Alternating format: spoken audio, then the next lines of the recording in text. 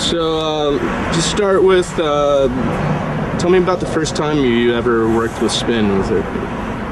First time we ever got to work with Spin was we did this photo with, I believe it was, Justin Barucki, who's an amazing photographer, and he used to always shoot in the pit. And we became really good friends with him, and there's like this double page, if I remember correctly, and I think I am. No, I totally remember it. I think that might have been something else, but I got on a plane from LA. We had just finished the tour. I had to get on a JetBlue, and I got to shoot with Terry Richardson. That was my very first shoot, like alone too. And so like I just got off the plane, and I didn't shower a lot back then. I used to drink a lot back then. So I show up, cab drops me off. I like ring the bell. I had no idea what he looked like or anything. And I actually knew very little about his work, but I knew he was a big deal. And then he just comes down. He's wearing a Vietnam t-shirt, and he's like, "Get on up here." And then, you know, we just start shooting. And the one thing about him, which I guess a lot of people could probably say, is like, he kind of makes you feel so comfortable. He'll get you to do whatever the frig he wants you to do. Like, he was like, "You want some beers, whatever?" Like, they were calling me Speed Stick because I smelled so bad.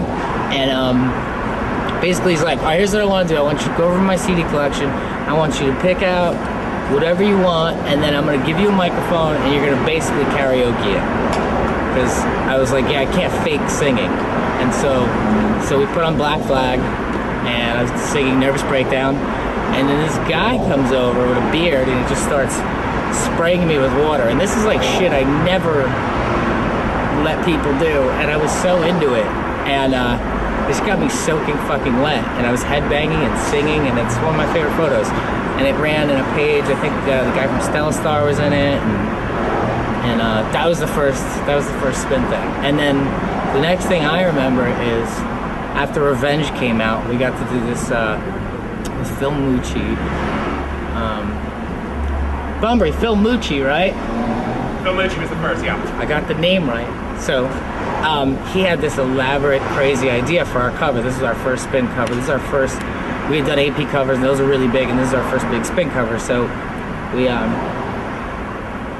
showed up, did all this crazy, like, super stark makeup, and he photoshopped like this whole, like, almost world domination thing. It was really crazy. I think I had vampire fangs and stuff. It was really nuts. And then next time we got to shoot, we got Band of the Year in the Reader's Poll, and we shot that in Australia, and that was a really weird shoot. It was a fashion photographer, and then the thing I remember after that is when Black Parade came out. We were shot by a lovely photographer whose name escapes me right now. Who is the photographer for Black Parade Spin cover? Jennifer Czar. What is it?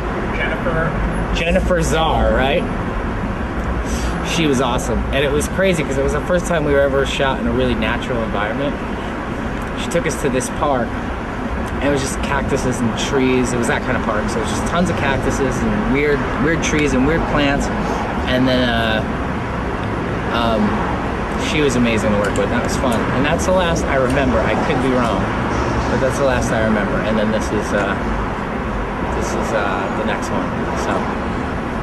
You got any things in the works that you could let out? Maybe anything that you haven't yet to your fans, the people that might be watching this?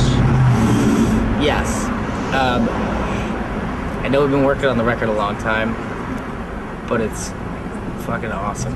It's gotten to this really crazy point where I think everything we expected and maybe you expected is completely different, and in the best possible way.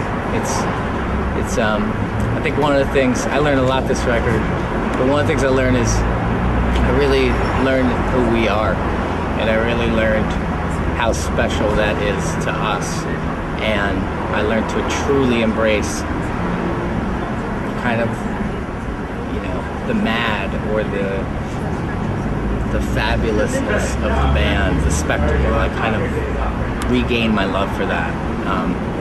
So it's totally good. I mean, it's not. I mean, still has that raw power. It has that MC5, it has that rock and roll, you know? I just feel, to me right now, it feels like it's the last party. Like it's the party at the end of the world or something. What do you think has changed? I mean, how would you describe the change?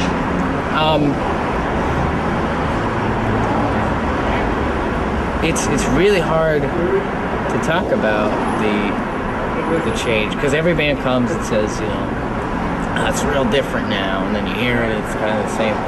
I think I found, well, the thing that changed the game for me is I think I really found what I wanted to say for real. Found a new thing to say, and I found new things about the world that I wanted to say, and that was a big thing. So that's different. I think, yeah, it's just more real, and it's more fake at the same time.